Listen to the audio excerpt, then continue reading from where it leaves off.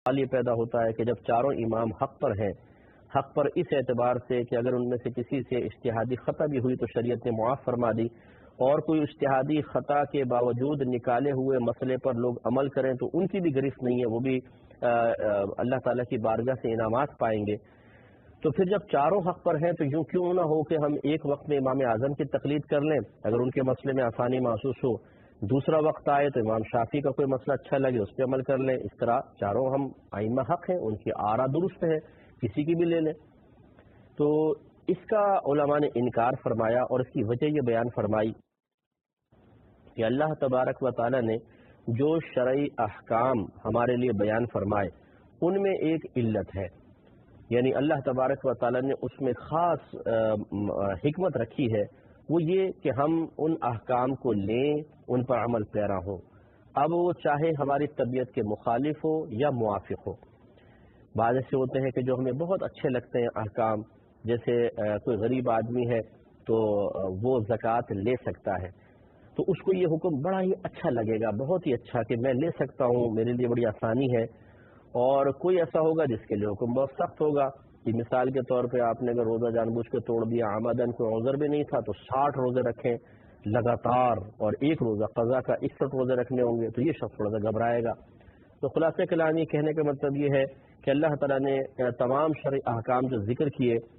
ایسا نہیں ہو سکتا کہ ایک شخص یہ کہے کہ کوئی حکم میرے لیے سخت ہے ہی نہیں، سب کے سب نرم ہے، اور کوئی یہ نہیں کہہ سکتا کہ سارے کے سارے سخت ہیں، بلکہ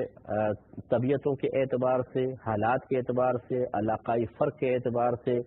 انسان کی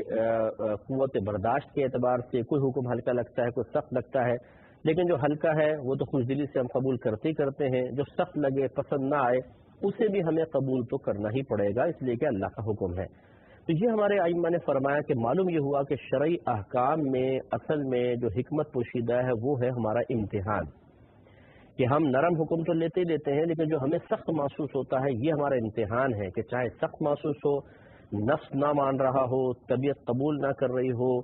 ذہن اس سے بظاہر نفس و شیطان کے بہکائے سے متنفر ہو رہا ہو، لیکن نہیں، ہمیں اللہ کا تو حکم ماننا پڑے گا۔ تو گویا کہ یہ احکام اپنے اندر ایک ابتلا لیے ہوئے ہیں، ایک آزمائش لیے ہوئے ہیں، ایک امتحان لیے ہوئے ہیں، تو لہٰذا اس امتحان کا ہمیں سامنا کرنا ہے، اور جو اس امتحان پر پورا اترے کہ جو احکام خوش دلی سے قبول کیے جانے والے ہیں ان کو تو وہ لے ہی رہا ہے، اور جو بہت ہی تکلیف دہ ہے لیکن اللہ کی رضا کی خاطر وہ ان کو بھی اختیار کرتا ہے اور مکمل شرعی تقاضے کے مطابق ان پر عمل پیرا ہے، یہ امتحان میں پاس ہو گیا، اس کو آخرت میں انعام ملے گا۔ جیسے ایگزامینیشن ہال میں آپ بیٹھتے ہیں، پیپر آپ کے پاس آتا ہے تو بہت ہی کم ایسے ہوتے ہیں جو سارے سوالات ان کو بڑے آسان لگیں، اکثریت ایسی ہوتی ہے کچھ آسان کچھ بہت ہی مشکل، بلکہ ایک سوال کے اگر 3 اجزاء ہیں، ایک آسان، 2 بڑے مشکل، 2 آسان، ایک بہت مشکل، اس طرح ہوتا رہتا ہے۔ تو لیکن وہ حل تو کرنا پڑتا ہے، پیپر اس کو فیس کرنا پڑتا ہے، اور تکلیف بھی ہوتی ہے، نمبر کٹ گیا، یہاں پہ ایک چھٹ گئی جزئی، یہ ہو گیا وغیرہ وغیرہ۔ اسی طریقے سے یہ قرآن و حدیث کے معاملات ہیں، اللہ تبارک و تعالیٰ کے احکامات کے معاملات ہیں، پسند آئے نہ آئے، طبیعت پر آسان ہے یا گراں گزر رہا ہے، مشکل ہے یا بہت ہی ایزی اللہ نے بنا دیا اس کو، ہمیں تو عمل پیرا ہونا ہوگا، تو یہ ایک امتحان ہے۔ بس اب یہ سمجھ لیجئے کہ علماء نے بیان فرمایا کہ اگر یہ کہہ دیا جائے عوام کو کہ جب آپ کو امام اعظم کا مسئلہ آسان لگے وہ لے لیں،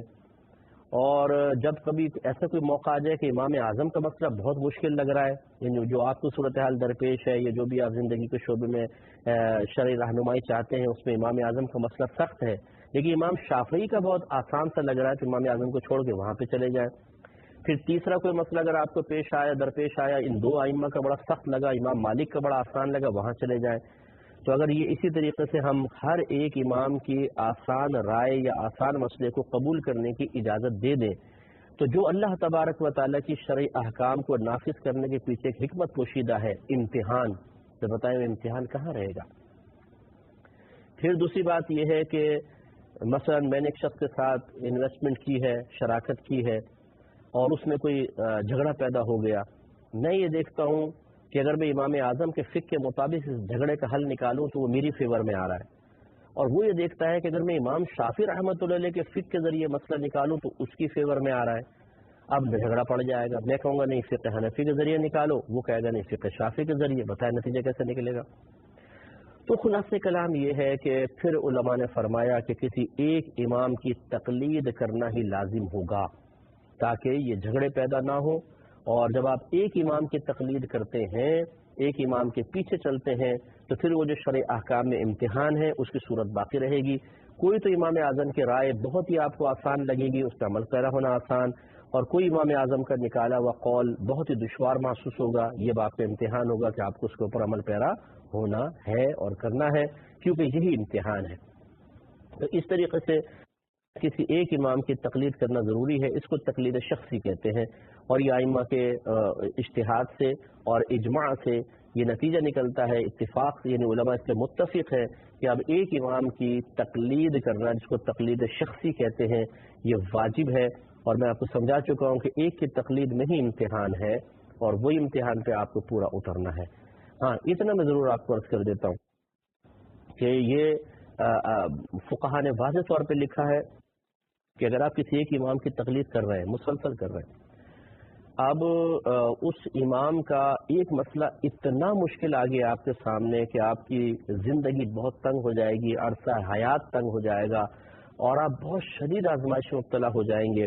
تو پھر علماء نے خود اجازت دی ہے کہ آپ نہیں بلکہ اپنے زمانے کے جو بڑے علماء ہیں ان سے آپ پوچھیں کہ کیا خاص اس پرٹیکولر خاص مسئلے میں آپ مجھے اجازت دیتے ہیں کہ میں ان امام کی وقتی طور پہ تقلید کو چھوڑ کے دوسرے امام کا قول لے لوں؟ اگر وہ اجازت دے دیتے ہیں تو پھر لے سکتے ہیں۔ دیکھیں، اس میں بھی عوام کو اجازت نہیں ہے کہ وہ جس کا چاہے لے لے، بلکہ ائمہ سوچیں گے کہ ہاں ٹھیک ہے، چلو اس وقت اس مسئلے میں رعایت ان کو ملنی چاہیے۔ تو امام اعظم جیسے فقہ حنفی ہے، اس میں پہلے تو دیکھیں گے امام اعظم کا قول ہے یہ نافذ العمل ہے، لیکن اگر یہ بہت ہی مشکل لگ رہا ہے تو ان کے شاگردوں کا کوئی قول دیکھیں گے جو اس کے خلاف ہو، پہلے اس کی طرف لے کر آئیں گے تاکہ فقہ حنفی سے باہر جانا لازم نہ آئے۔ لیکن اگر وہ بھی نہیں ملے گا، اور مثلا امام شافعی رحمۃ اللہ علیہ کا قول آسان ہے اس معاملے میں، تو خاص اس مسئلے میں اجازت دے دی جائے گی کہ آپ یہ قول لے لیں۔ اس لیے لوگ بیچارے چونکہ وہ سب معلومات نہیں ہوتی، وہ کہتے ہیں کہ یار ایک کے پیچھے چلیں گے تو ہم تو یہ مسئلہ تو بہت ہی سخت ہے، اب کیا کریں؟ امام اعظم نے تو بڑا سخت مسئلہ بیان کیا ہے، تو اس کا حل بھی بتایا ہے نا، وہ حل یہی ہے، آپ آسانی سے کر سکتے ہیں۔ مثال کے طور پر ہمارے فقہ حنفی میں یہ ہے کہ اگر کوئی میقات کے باہر سے مکہ المکرمہ جائے، چاہے حج عمرے کی نیت ہو یا نہ ہو، اس کو احرام کی پابندی لازم ہے، یعنی کم از کم عمرہ تو کرنا ہی پڑے گا۔ جبکہ امام شافعی رحمۃ اللہ علیہ کے نزدیک مسئلہ یہ ہے کہ اگر حج یا عمرے کے ارادے سے جا رہا ہو تو احرام لازم ہے، ورنہ نہیں۔ اب جو بیچارے 4-5 چکر لگاتے ہیں دن کے اندر، ان کے تو بڑا پرابلم ہے، تو پھر امام شافعی کے قول پر فتویٰ دے دیا جاتا ہے۔ انشاءاللہ اس پہ مزید کلام کریں گے نیکسٹ پروگرام میں۔ وآخر دعوانا ان الحمد للہ رب العالمین۔